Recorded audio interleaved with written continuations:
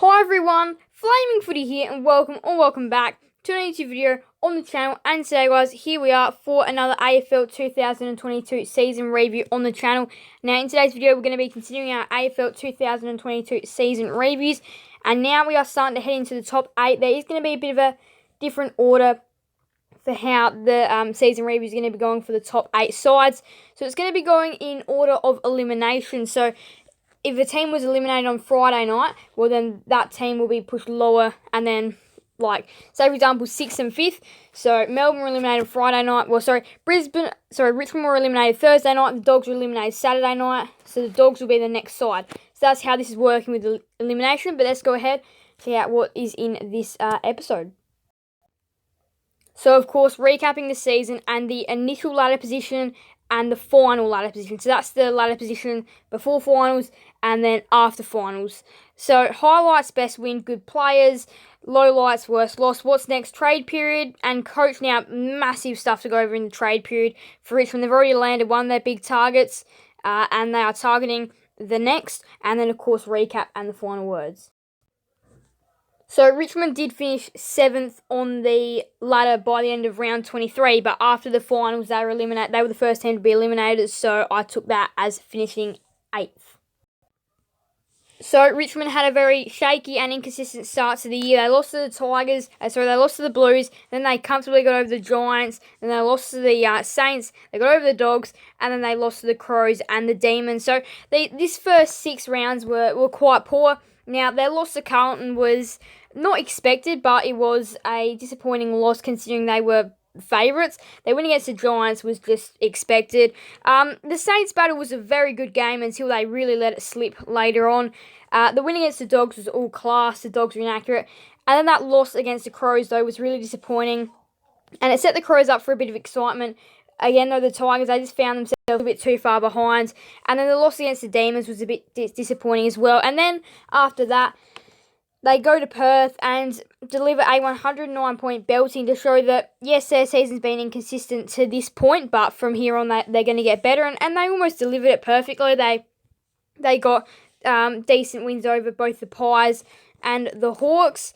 And then another pretty decent win over the Bombers, not blowing away, margins of 27, 23, and 32. And then they lost to the Swans by 6. They got over the Power by 12 at the MCG.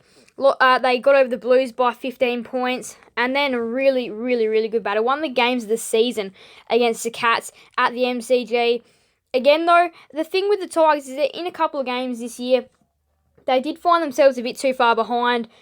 They got down by about 30 points in this one, and a comeback was looking unlikely, and they pulled it off and they hit the lead. They got up to about a 17 or so point lead, and the tides changed before the Cats managed to make a memorable comeback to win the game by 3 points in the end. And then they got over the Eagles comfortably by 35. Didn't necessarily blow them away at the G, just got over them. Disappointing loss to the Gold Coast Suns after scoring by 2 points. Held a 40-point lead and they couldn't hold on. Disappointing loss to North Melbourne. Now, this loss was oh so disappointing. 11-22. That's not going to win you a game of footy. 11-22. They should have had that game absolutely put away well before then. A draw with Fremantle, the only draw of 2022 as well. 52 aside in one of the scrappiest games you'll see all year. And then it was their turn for a bit of a comeback against Brisbane. Brisbane were up by 42 points. Brisbane made the biggest choke of the season, 42 points. And the Tigers go on to win by 7. And then a really good way to end off the season. They beat the Power by 38, the Hawks by 61, and then the Bombers by 66. So some really good margins. They go into finals in a good run. And then in finals week 1, they lose the Lions by 2 points at the Gabba in a very high-scoring contest, which still, though, they played really, really, really well, but they did lose by 2 points. They were a side that was the outside chance to go deep into September. However, the team that did beat them in the elimination final, Brisbane, were the side that went deep into September. So their best win, they had plenty of them. Really good win against Essendon and Hawthorn. A really, really, really strong performance against the Power at the Adelaide Oval. in a game where a lot of people were tipping the Power to bounce back. But again, just down to classiness, their best win was against Brisbane by 7. But also, of course, you know that I obviously have to include another game, a really solid win against West Coast by 109 points as well. Now, worst loss, there's been some really good candidates. One against Adelaide was a really poor loss, and definitely the one against North Melbourne and Sydney as well. Now, I'm going to say their worst loss, probably against Gold Coast, actually. Very disappointing game to choke a bigger lead of that and lose after the siren. That will go down as their worst loss. So Richmond are pursuing some really big names this trade period. Tim Taranto, Jacob Hopper are their priorities this trade period. Now, of course, Tim Taranto, that deal has already been gone through. He was out of contract, Tim Taranto. He was a lot easier to get. Jacob Hopper looks to be sparking some dilemmas, and that deal may not get done. The list managers are confident that deal will get done, but I wouldn't be surprised if that deal wasn't to get done. Now, 12 and 19 for Taranto. Pretty straight swap for Richmond. Pretty happy if you're a Richmond fan about that deal. Tim Taranto is going to show a lot of class. He's that forward midfielder, which is going to be ideal. Really good burst down the middle to add to that midfield depth, which they've got a really good midfield side. And a side that they can really just replenish this list with Hopper and Taranto to have another run at the Premiership and definitely make it deep into finals next year as well. Now, Jacob Hopper. This is where the deal is going to be a lot harder.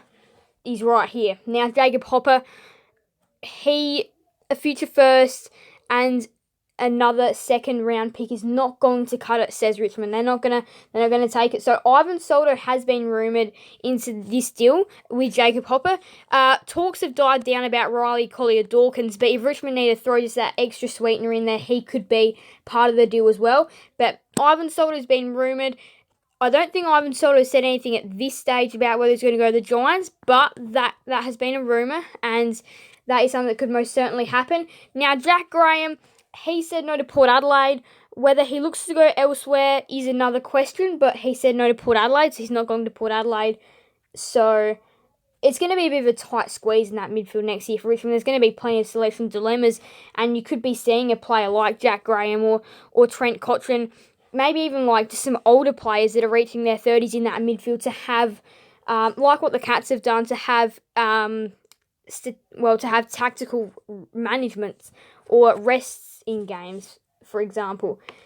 So Richmond, of course, been pursuing Jacob Hopper, Tim Taranto. Tim Taranto is already done for picks 12 and 19 to the Giants. They're going to have a very small draft hand this year and will have to go digging in next year's draft hand as well in order to get both these deals done. My prediction, yes, Jacob Hopper will get done. They will get that deal done.